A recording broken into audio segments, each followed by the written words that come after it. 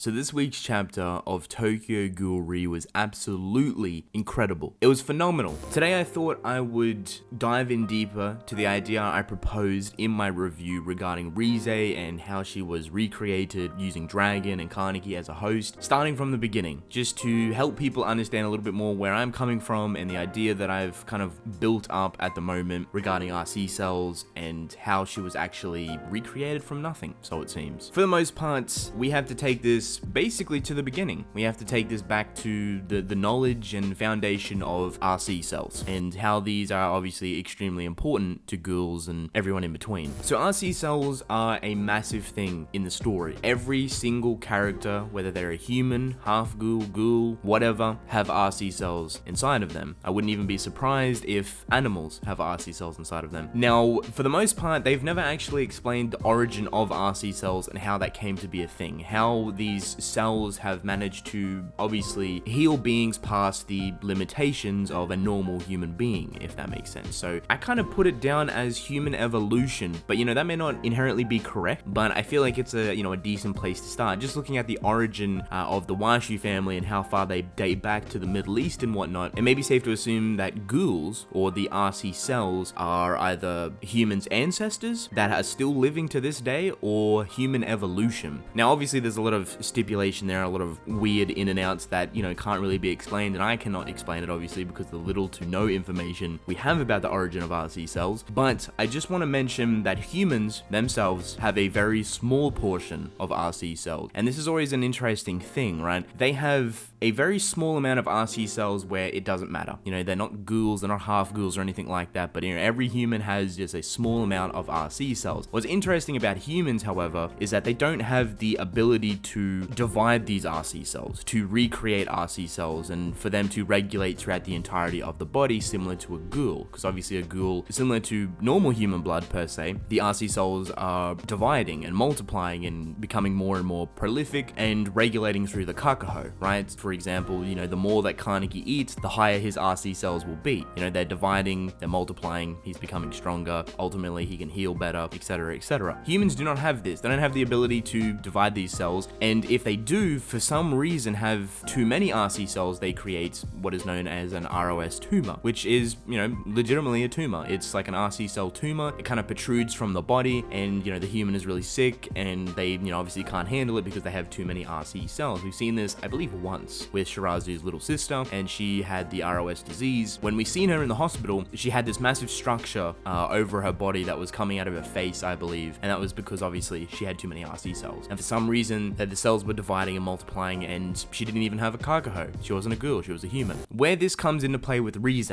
right, and how Rize kind of fits into Dragon and Carnegie as a host, I'm going to start off with talking about Carnegie, and I guess him being transformed into Rize, per se, right at the beginning of the story. As we know, when Carnegie got transformed into a girl, kakaho was implanted into Carnegie. This was like a 1 in a million chance. Somehow this worked, Dr. Canal was aiming for it, and for once it was successful, using Rize's kakaho. The interesting thing about Rize is she is different to a lot of other ghouls. She is what is known as a pure Washu ghoul, meaning her RC cells are a lot more powerful and a lot more prolific than an ordinary ghoul, for example. Now, with that being said, this also works with my idea regarding genetic coding in an RC cell, in saying that an RC cell is specific to one ghoul. For example, if I take Eto's RC cells and Rize's RC cells, I would be able to tell them apart from each other. And I can back this up with a couple of different pieces of evidence. First and foremost, the traits that Carnegie has gained throughout the series, whether it be from Eto or Jason, he has done by ingesting their RC cells. Very peculiar, right? He got traits of Eto, he got traits of Jason after he cannibalized on them. Mind you, cannibalizing in the ghoul world or RC cells is a massive way to increase your power, your strength, and it is a regulated thing. It is a normal thing, especially with the Washu family that date back to the Middle East times, a very old ancient times, and it would make sense if potentially human ancestors, kind of like the tribal era per se, just throwing it out there, would have been very fond of cannibalizing. You could even go even further than that and say that humans created ghouls by cannibalizing on themselves, and that could potentially be a legitimate thing, because humans used to cannibalize on themselves back in the very olden days, those tribal times where food was hard to come by, and you have an enemy group coming after you and you defeat them. Why let it go to waste? We'll cannibalize on them, and maybe somehow the mismatch between the human DNA and, you know, cannibalizing on another human being is obviously taboo, so maybe that somehow created RC cells. Regardless, the RC cells having genetic coding, I feel like is a very big thing. It's a very important thing with how Rize was created from Dragon. So Furuta goes along and he creates specifically, right, he specifically creates clones of Rize,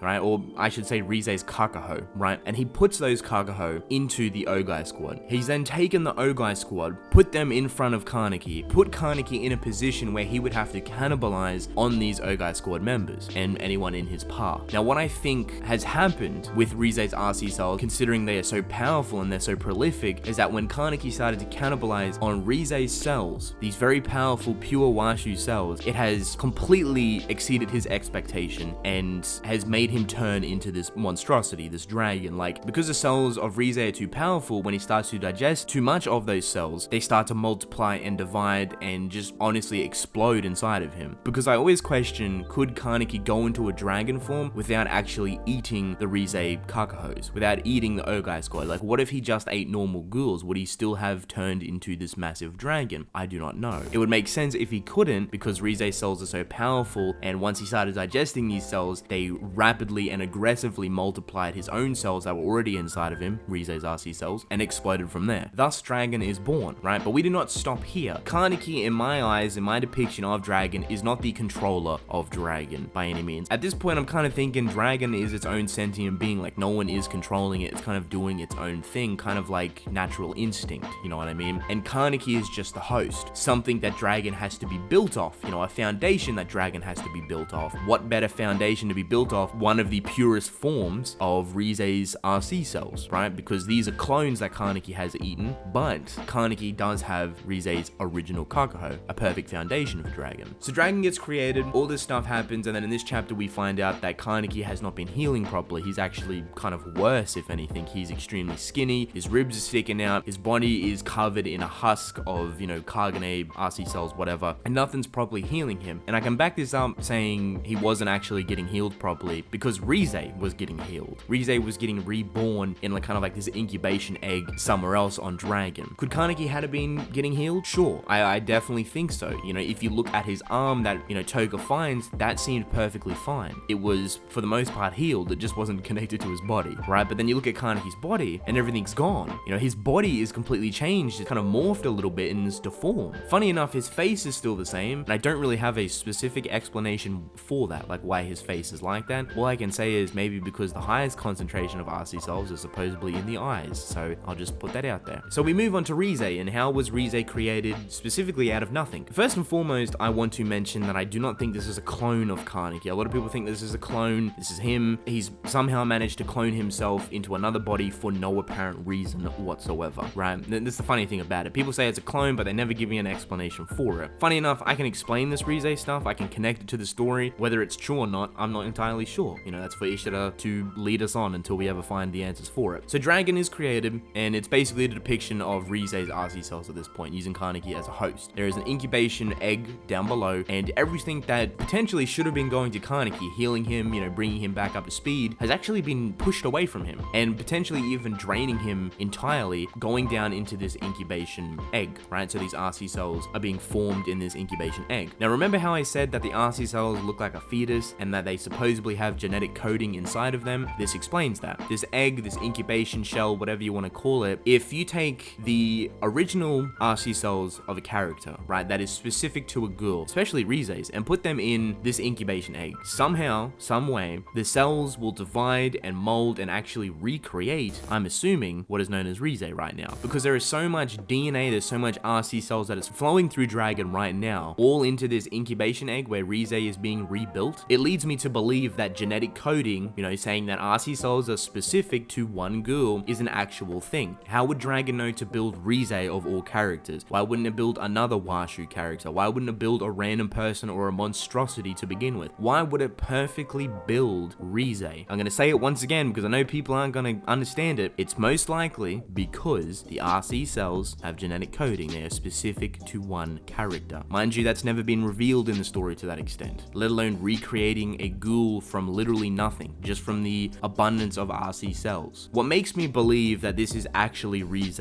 through and through, and maybe even a portion of Carnegie, if this is how Rize has been built regarding the genetic coding, I can almost guarantee that a portion of Carnegie has also managed to be transferred into Rize as well. The reason why I think this is actually Rize, and this will actually be her, whether it's got her memories or not, I'm not entirely sure, but it actually has something to do with Furuta. If you think about it completely, right, if you think about it logically, everything that Furuta has done to this point is to get to this situation. How does he know about this situation to begin with? How the hell on earth would Furuta or the V organization know that Dragon is capable of reproducing the original RC cells that it's built from? How would Furuta know that he has to go through the process of rebuilding and cloning Rize's Kagaho to feed it to Carnegie, the original predecessor for Rize's Kagaho, making him turn into Dragon, and then ultimately dragging, recreating or rebirthing whatever a Rize character? How on earth would he know? I think this has something to do with the original One-Eyed King, and most likely the original One-Eyed King also giving birth to something entirely new, whether it be himself or a different version of himself. I'm just gonna put it out there, if Uta is the original One-Eyed King, it would explain why he looks a little bit different. I'll just put that out there. If the Washu Ghoul that turned into the original One-Eyed King rebirthed himself from Dragon, maybe that's a result for it. Uta, just putting it out there. The reason why I mentioned the original One-Eyed King or the Naga Serpent, whatever, is because Furuta specifically mentioned life force, or, you know, sharing life force, I should say. Somewhat a different version of immortality to a certain degree, maybe not to that extent, but, you know, sharing life force is a very big thing, right? This is exactly what is going on. Carnegie is sharing potentially his own life force to recreate Rize. The thing with Carnegie, however, is that, you know, he's not a ghoul, realistically. He has Rize's Kagaho. He has Rize's RC cells, a very powerful RC cell. Most likely, Carnegie's genetic coding is also mixed in there. So when he's been drained and Rize has been created, the idea popped in my head that maybe a portion of Carnegie is also inside of this Rize. Now, a lot of people thought that was weird and tried to argue with me, like, you know, that's stupid, but you've literally witnessed this happen. You've literally seen the depiction of Rize through Carnegie. I'm just reversing the role. At this point, we have Rize and maybe even the depiction of Carnegie in her head. Now, here's the question, could this be done again? Could this be reversed, right? If Carnegie was dead and gone, which I don't think he is, right? But let's just say, for example, he was, and Carnegie was trapped inside of Rize right now, this person that has been born into the world from Dragon using RC cells from Rize,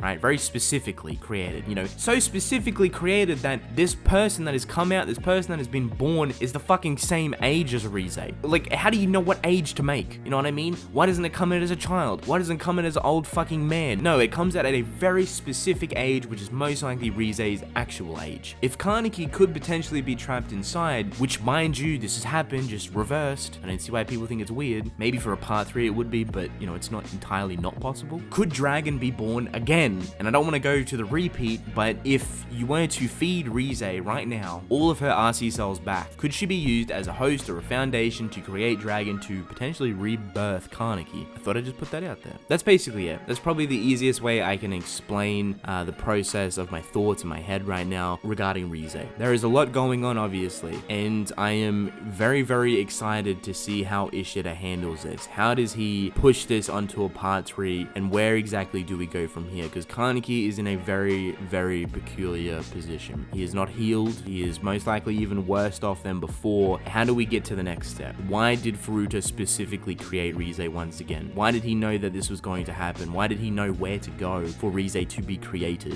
Why did Rize get created in the first place? Why did Rize get created to a specific age and body type? These aren't coincidences. I believe this goes all the way back to RC cells and how we view them, all the way back to the origin of the Washu family and the pure RC cells that Rize has founded. And that, my friends, has all started with Carnegie. With that being said, I want to thank you all for watching. Let me know what you think, what is going on with Rize at the moment, what's going on with Carnegie. I do just want to say that I have a lot of videos planned for this week, so definitely look forward to it. I'm going to be having sleepless nights trying to edit all this stuff, but I am very excited. Don't worry, I do have videos coming out explaining more in the chapter regarding humans turning into ghouls, which I've managed to fully crack and hopefully explain to a certain degree. So look forward to that. That's basically it. With that being said, I want to thank you all for watching once again, but I'm actually going to end the video off here. I hope you guys enjoyed. Don't forget to subscribe. I would greatly appreciate it. Let me know your thoughts in the comment section below, and I'll catch you guys in the next video.